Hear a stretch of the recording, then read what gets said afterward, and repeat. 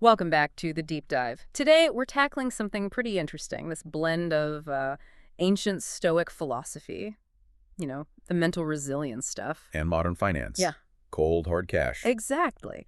We've got sources arguing that real long-term wealth, it's actually less about stock picking and much more about mastering your own mind, getting your head straight. That really is the core insight we want you to leave with today. The mission here is showing you why building wealth over the long haul. It's mostly about managing your emotions. It's not just about being smart or knowing complex formulas. Okay. We're basically laying out a roadmap, a surprisingly doable one, to get what our sources are calling the Stoic edge. The Stoic edge, I like that. Okay, let's unpack this right away. There's a great story in one source that just nails this emotional problem. Yeah. The author started young in finance, back in 2007, just 20 years old, working as a mutual funds advisor at ING. Okay, right before the storm hit. Totally. Caught up in the pre-crash buzz, feeling like a real stockbroker, had the inside track, or so he thought. Uh-huh. And he put his own money in ING stock. Bought it around $27 a share. Oh boy. Yeah, I think I know where this is going. You do. The 2008 crisis hits. Next year, that same stock, trading around $3. Devastating. He held on for a bit, but eventually sold in 2011, locked in a 60% loss on his own money. Wow. That's going to sting. And that kind of experience. Exactly. That feeling watching your money just vanish. A lot of people, quite rationally, would just say, nope, investing is too hard. It's too painful. It's only for the pros, the rich guys who can afford to lose. And that conclusion, that emotional reaction, is the biggest wall-blocking long-term wealth for most people. Precisely. That feeling of being paralyzed or thinking the game's rigged against you, that's what we need to dig into. Because there are these sort of systemic emotional traps. Okay. They keep most ordinary people, not just young brokers who got burned, from succeeding in the market over time. So what are these main emotional traps? Let's break them down. Well, the first one is just pure, raw volatility. We know index investing works over decades intellectually. Right, the data's clear. But our gut, our primal brain, it just hates those constant ups and downs. That daily market noise, it feeds directly into our biggest financial emotions. Fear. And greed. Exactly. Look at 2022. The S&P 500 swung by at least 1% on 87% of trading days. 87%. Wow. That's almost every single day. That kind of relentless up-down day after day, it just wears you down. It forces you to feel like you have to react. And if you react emotionally? You usually buy high because you're greedy, sell low because you're scared, or you just sit on the sidelines completely frozen, missing out on all the growth. Okay, so volatility is trap one. What's the next one? Trap two just reinforces that pain. Prior losses. If you jump in, try trading, and get burned badly. Like our ING example. Right. You naturally assume that pain is just part of the deal. And the statistics. They are horrifyingly bad for emotional active trading. We're talking studies showing 97, even 99% of highly active individual short-term traders lose money. 99%. Yep. That's basically everyone. Pretty much. And it gets worse. Even the pros, the highly paid, educated money managers, most of them fail the emotional test too. About 80% consistently underperform the basic S&P 500 index. So even the experts often can't beat just buying the whole market and holding on. Correct. So when all the evidence you see points to failure and pain, it's actually quite understandable why people conclude investing is just futile, a losing game. This really gets to the heart of what most rational textbook approaches to finance miss, doesn't it? It really does. People treat investing like this complex math puzzle. If I just find the right formula, the right data. But listen to Benjamin Graham, the absolute father of value investing. He knew this ages ago. He said, quote, "Individuals who cannot master their emotions are ill-suited to profit from the investment process." That quote just flips the whole script. It's so important. The problem isn't the market being too complicated. It's your internal reaction, your wiring. All those books on just rational valuation, economic forecasting, they miss the behavioral bit that makes 99% of people basically shoot themselves in the foot. We even see this reflected in art, right? Like that film Pi. Oh, yeah. Great example. The mathematician, Max Cohen, he's desperately trying to find the hidden numerical pattern to predict the stock market, the ultimate intellectual solution. And what happens? It drives him completely insane, the sheer chaos of it. He has to totally abandon the quest for prediction. Because the sources argue the market isn't pure math. It's driven by messy human emotions. Fear, greed, panic, euphoria. Trying to find a purely intellectual edge is seductive, but ultimately it fails. Because the market is random short-term and our judgment under pressure is, well, terrible. Right, so like fear and greed just cloud everything. Okay, so if being super smart or having better information or these giant quant algorithms, if those aren't the answer for most of us, what is the edge we can actually get? Well, look, any really successful investor, whether it's a huge trading firm or someone legendary like Warren Buffett, they do have an edge. Right. Maybe it's information, maybe it's size. Like Buffett has, what, over $100 billion in cash ready to pounce when things get ugly? Yeah, that's an edge most of us don't have. Exactly. Copying those kinds of advantages, it's pretty much impossible for the average person. Okay, but hang on. Every investment book talks about discipline. So how is a Stoic edge really different? Isn't it just common sense discipline? Why call it an edge? That's a really fair question. It's an edge because, unlike information or size, it's the only one that's high in attainability, anyone can work on it, and relatively low in complexity. Okay. It doesn't need huge capital or secret info.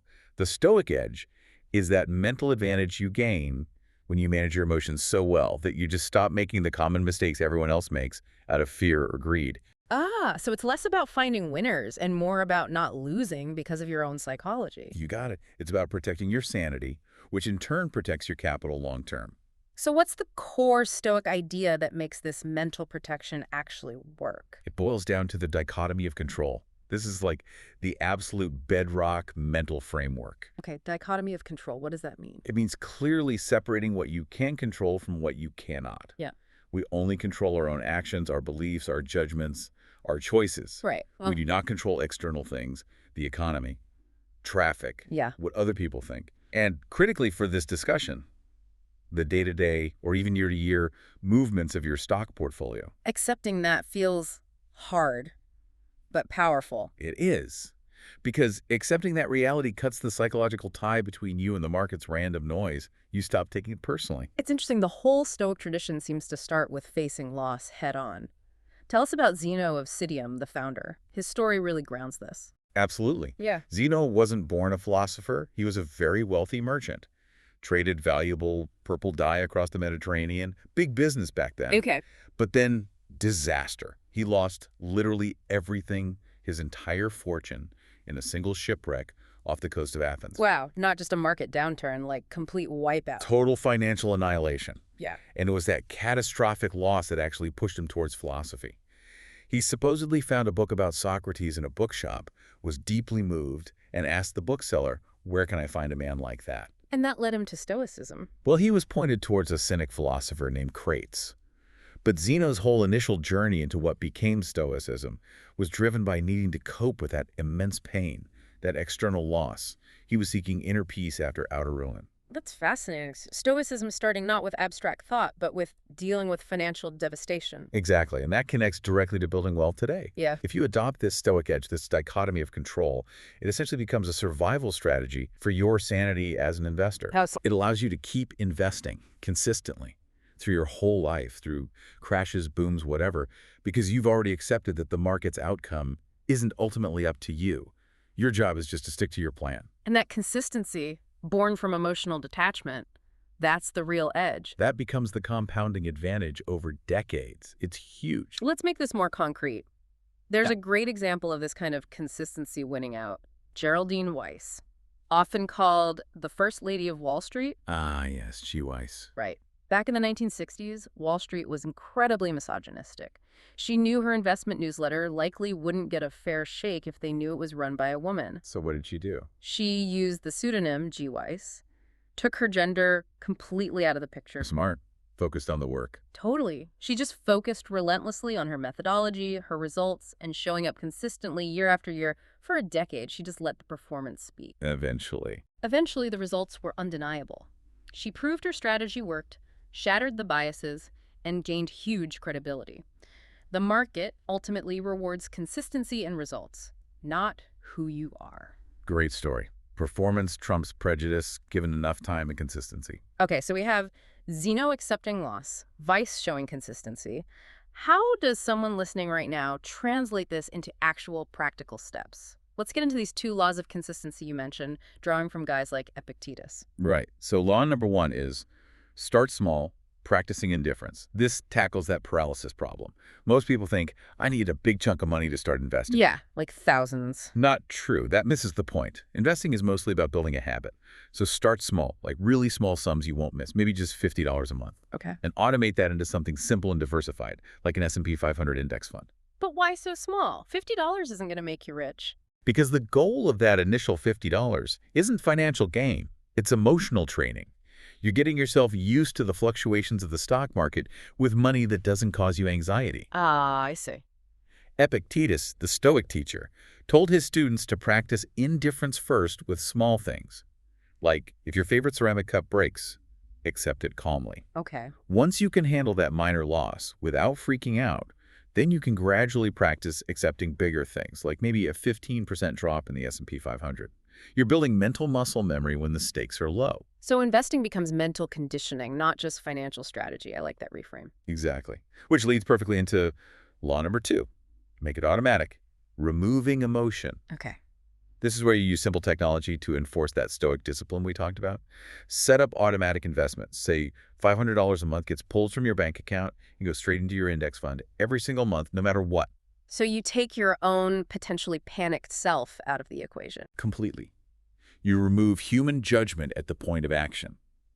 When the news is screaming crash and your gut is yelling sell, sell, sell, the automatic system just keeps buying steadily, consistently. And that consistency, enforced by automation, just lets the power of compounding do its thing over decades, uninterrupted. That is your single biggest advantage over trying to time the market or pick the next hot stock. It's the difference between trying to outsmart Wall Street, which is exhausting and usually fails, Right. and just consistently showing up for the next 30 or 40 years. This mental shift, the power of conquering yourself, maybe the best example is the legendary trader Jesse Livermore. Oh yeah, Livermore, what a story. After that disastrous bet against cotton in 1907 wiped him out completely, he didn't just quit. He went away, locked himself up with his trading journals. Right, intense self-reflection. And he had this huge breakthrough, a truly stoic realization.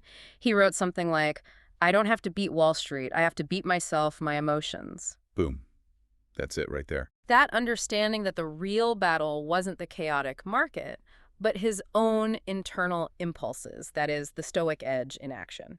He stopped trying to predict everything and focused only on controlling his own reaction. A profound shift. And incredibly difficult to maintain, but powerful. So pulling this all together, what does this mean for you listening right now? The path to real long-term financial success, it seems, isn't about finding some secret formula or timing the market perfectly. No, definitely not. It comes from building this internal mental strength, the stoic edge. That strength guarantees your consistency, and that consistency lets your money compound over time. Which ultimately gives you freedom. Freedom from having to trade your time for money later in life. Okay, so if that mental framework, the stoic edge, is the foundation, what are the absolute practical, non-negotiable rules you need to build on top of it to avoid blowing yourself up? Well, the first one is crucial and simple. Never ever invest with borrowed money. Leverage, they call it. Why is leverage so dangerous? Because leverage is like pouring gasoline on your emotions. It magnifies everything. When the market dips, a leveraged position doesn't just hurt your wallet, it threatens your entire financial existence. It completely destroys any chance of maintaining that stoic calm. Makes sense. It forces panic. What else? Related to that, only invest money you genuinely won't need for a very long time. Think a decade minimum, preferably longer. Right. The long game. Because if the market crashes, and it will crash multiple times in your life, and you suddenly need that money for next month's rent or an emergency, you'll be forced to sell right at the bottom. Forced selling, locking in the worst possible losses. It's probably the single biggest destroyer of long-term wealth. You have to set things up so you can ride out the storms without having to sell. So the focus shifts. It's less about chasing those crazy high returns. Definitely. And more about rigorously avoiding those catastrophic, unrecoverable losses. Think about long-term capital management. Oh yeah, the hedge fund with Nobel Prize winners. Exactly. Brilliant minds, amazing returns for a few years. But they used insane amounts of leverage and complex strategies they didn't fully understand. Boom. Collapsed practically overnight in 1998. A few bad bets, magnified by leverage, wiped them out. Chasing unsustainable highs is the opposite of the consistent, loss-avoiding Stoic path. It brings to mind Marcus Aurelius, the Stoic emperor. Yeah. He wrote a lot about preparation, about perspective. Mm. The reality is, if you invest for decades, you will live through multiple major market crashes. It's guaranteed. Your job isn't to predict them. That's impossible. Your job is to accept what you cannot control the market's behavior and prepare your mind and your finances to withstand them when they arrive. So the ultimate goal here isn't just getting rich. No, I don't think it is. It's achieving a certain kind of peace of mind. Reaching a state where, yeah, maybe you have wealth, but even if you lost it all tomorrow, you wouldn't fear the future. Because you'd have the mental toolkit, the Stoic it. Exactly. You'd have the framework, the resilience, the process to rebuild consistently, patiently. So the final question for you, listening, is this. Are you prepared to cultivate that inner strength? Are you prepared to be like granite, unmoved by the external chaos? Happy investing.